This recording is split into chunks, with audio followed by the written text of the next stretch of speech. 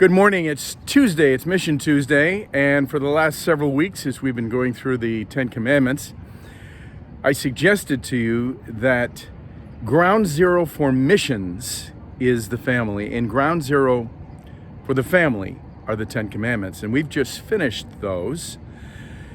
And we're going to continue on in chapter 5 of Deuteronomy as Moses describes the moment receiving the law. I was thinking as I was reading this passage that I think about my dad.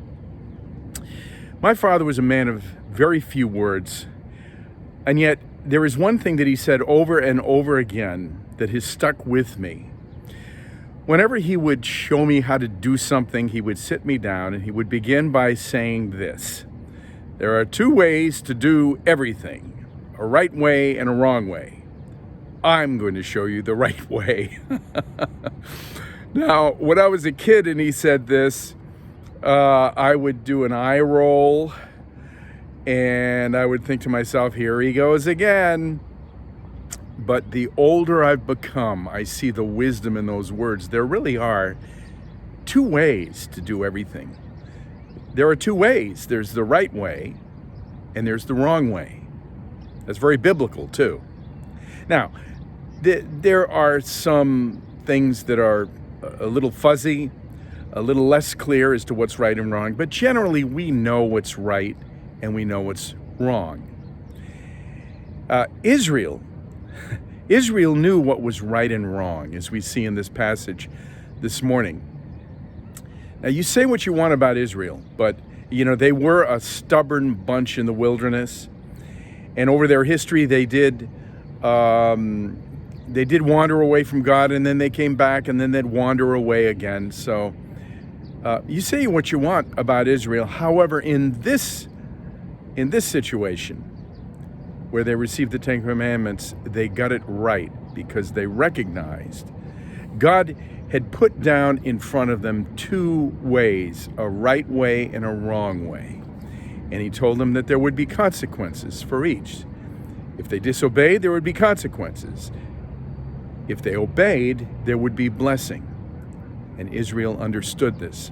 The scripture taken from Deuteronomy chapter 5, after the giving of the Ten Commandments, Moses speaks to the people and describes the mountain, fire and smoke and thickness of fog covering it. And the people were not allowed to even touch the mountain, or they would die. They could hear God speaking to Moses, but they couldn't see him because no one could see God and live. And so an amazing sight that Moses describes. And then he comes down after receiving the Ten Commandments on 2 tablets, gives them to the people. And here's what the people say: behold, God has shown us his greatness and his glory.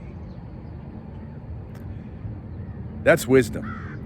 You see, the people, when they received those 10 Commandments, understood that they were more than just rules for living, more than just 10 rules. They understood that behind them was the greatness and the glory of God, that God had revealed himself to them, and they pledged their obedience. Now, over time, they would wander back and forth. However, God was pleased that they understood that he had revealed himself, and that obedience is more than just about rules. It's more than just about right and wrong. It's about recognizing and honoring the greatness and the glory of God. When it comes to right and wrong, maybe we would be more successful in our lives if we recognize the greatness and the glory of God that is revealed in his word, that is revealed in the things, in the right and wrong that he has put down in his word.